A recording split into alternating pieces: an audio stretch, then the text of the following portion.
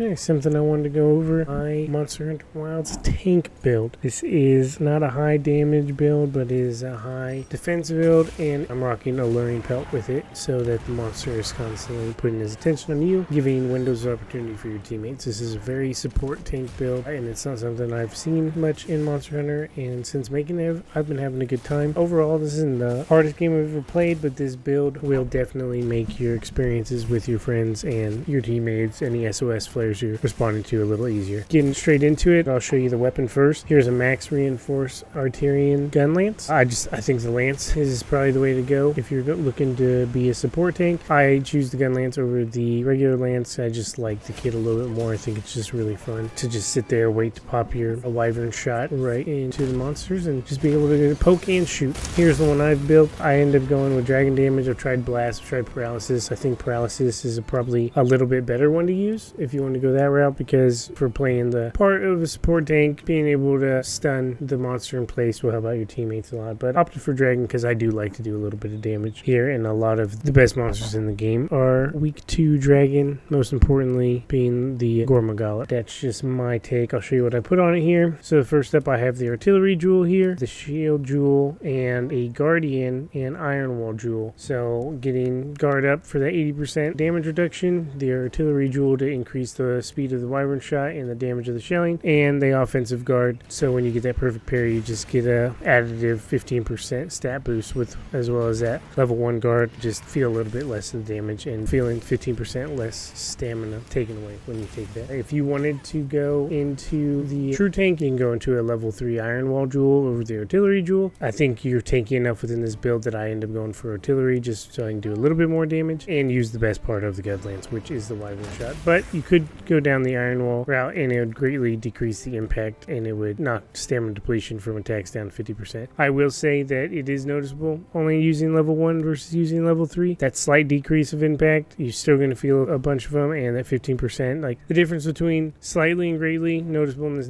difference between 15 and 50% noticeable. So if you want to be full support tank, go with iron wall jewel over the artillery jewel, but I think you have enough damage resistance that we're going with the artillery jewel instead. That's Gunlance I built in. I'll show you the production bonuses I got. When I built it, I used 3 pieces of dragon. I got that dragon element type, got some affinity infusions, 2 attack and elemental infusion, and then when I did reinforcements, I got 2 sharpness, 2 attack bonuses, and an additional +5 on affinity. So we're at 483 attack, 15% affinity, and 350 dragon damage. The shelling type, this will change whenever you forge your Arturian weapon. The power will always be normal, at least from my experience. The shelling type, though, will either be normal, wide, or long. Wide is just going to make so your shells do more damage. Normal is like a balanced damage shelling type, and then my personal favorite shelling type is long. That makes your wyvern shot do more damage, and that's your biggest damage doer in this, and it's the coolest part of it. So I'm happy I got long, but ultimately I've used wide and normal, and they're all pretty good. Let's get into the equipment. All my equipment is max level, fully upgraded. So for the helmet, I am rocking the Arkveld Beta helmet over the Arkveld Alpha. The only reason I do that is because the bonuses that come on it are not really that important to me. Elemental absorption, it's good, but I don't need it. I'm not even rocking it for covert elements, just one of those extra pieces. The reason I am rocking it is for the level 3, level 2, and level 1 gem slots.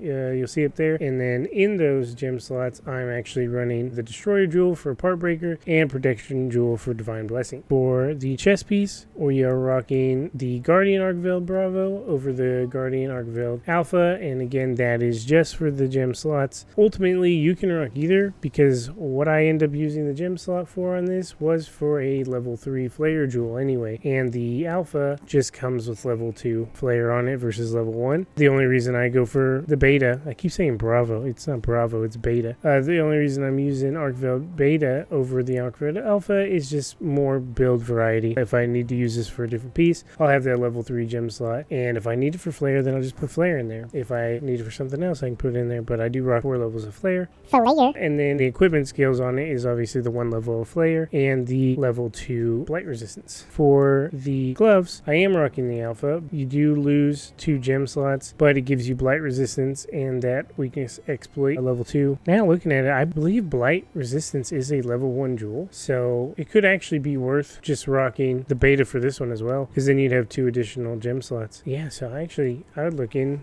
to that. You're already getting your weakness exploit ×2 and then your blight resistance on top of that. So I'm just noticing that now. That's probably something you should change from this build, is go with the beta over the alpha, because if I'm not mistaken, the blight resistance gem is a level 1 gem. So then you'll just open up 2 more gem slots here. Look at I picked that up.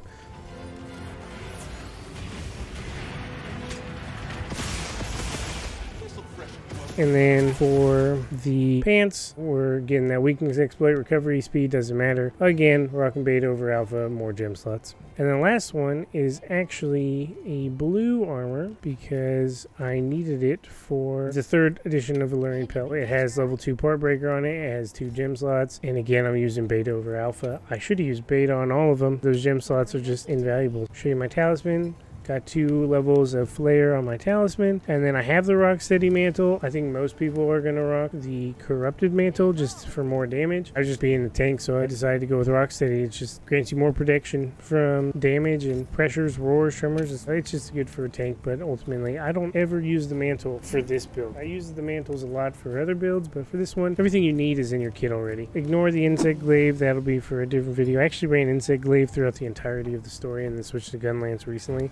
Kind of night and day weapons there, but I'll make a insect glaive build in the future. Just want to go over the total build setups here. Got active skills. One of the main things I built this off of, I went and got the helmet, I went and got pants, I went and got those boots because I wanted 3 out of 3 Alluring Pelt. That gives you diversion, increases the attention drawn to you when you're being attacked by a monster. You are a tank, you're taking significantly less damage. Because of that, I wanted all the attention on me. That is the support part of the support tank, and Alluring Pelt does that, where the monster's attention, as long as you're doing damage to him, he will constantly be aggroed on you. If he's aggroed on you, whether it's your teammates from SOS players or you're playing with your friends, they can go to the back, cut off his tail, cut off his chains of Arcveld, whatever it is, attack the weak points, because he will be facing you for a majority of the fight as long as you're doing damage. It is noticeable and it is nice because you can just sit there, whether it be at full guard or you're timing for your offensive guard to do more damage, just eyes on you the entire time. Alluring Pelt makes the tank part of this a support part. And then I have 2 pieces to get. Decimator 1 just restores a moderate amount of health whenever you open up those wounds. You'll see from the other skills we will be opening up wounds a lot.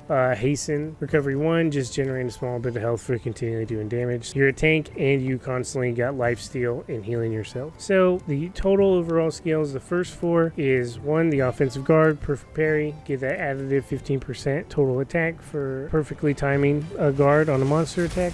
This will pretty much have 100% uptime once you figure out your timing. It lasts pretty long and you'll constantly be getting it reset. Because the Alluring Pelt, he'll constantly be attacking you, so you'll have that 15% of attack boost. Artillery, my favorite part of the Gunlance is the Wyvern fire, so I did rock artillery for this. This is the one where I said if you wanted to be more tanky, you could go and rock the Iron Wall instead. I don't think it's necessary once you see all the other equipment skills. The Wyvern shot takes forever to fire. This increases that firing speed by about 3 times. The windows of opportunity to fire that thing are pretty small, so this takes advantage of more and does more shelling damage. And then guard up, just a must-have, makes unblockable attacks blockable, and it reduces the damage you take from by 80%. And then a little bit of stamina depletion help, 15%, and then slightly decreases the impact. Now this is the one, if you didn't want to rock artillery, you'd go 3 out of 3, and you pretty much wouldn't take any damage while your guard's up. And then I got 5 out of 5 exploit, just to get the affinity up, and more importantly, do extra damage to wounds. Flare, I really tried to get this to level 5, but without compromising any other skill, I just couldn't quite get there. 4 is good enough, just helps you open up those wounds and do an additional damage. And then this might be an overkill, but I like it anyway, because you'd never die with this build. You're just not going to die. It's not going to be your fault if you wipe, because you're rocking guard up, you're rocking a big shield Gunlance, and then on top of all that, you also have Divine Blessing, which when you miss your guard, you will see this pop almost all the time, and it's going to keep you alive. You're only going to take half the damage for the mistakes you make, and that's nice. Then Dragon Resistance, I just went max on it just because I had negative 14 Dragon Resistance, and I didn't like that. So I boosted this one up quite a bit, and I'll probably look into getting the beta version of the gloves, and I can probably rock level 2 Dragon Resistance and then level 4 on the defensive gems just so I can get the other resistances up a little bit. That's what I'm rocking right now. It can be replaced, it can be tuned a little bit. It's enough to be a support tank. Blight resistance, just that the terrible damage over time that you receive from Blight is annoying. So I went full on Blight resistance. Now I do not see my health bar constantly going down. And then Part Breaker, just to help get the tail, the breakable parts off the monster faster. And as well, you get to do a lot more damage to open wounds. Yeah, overall, that's my build. I mean, the most important parts to me is the Luring Pelt. You can build it however you want, but if you're going to be a support tank, if you're trying to help your team out by helping them not get attacked as much, a Luring Pelt is the way to go, and then you can build into it however you need. I really went overkill with damage resistance. I was rocking Insect Glaive, and it's fun, and you don't die often, but when you're fighting a Tempered Gormagala or just whatever, some of the Apex Predators at the end of the game, you know, they're going to catch you sleeping sometimes, and with this build, you can make mistakes, and that's kind of why I made it, because I make mistakes, and I don't get punished anymore because of it. And the main thing that'll stop you from that, if you don't rock anything else, is Divine Blessing.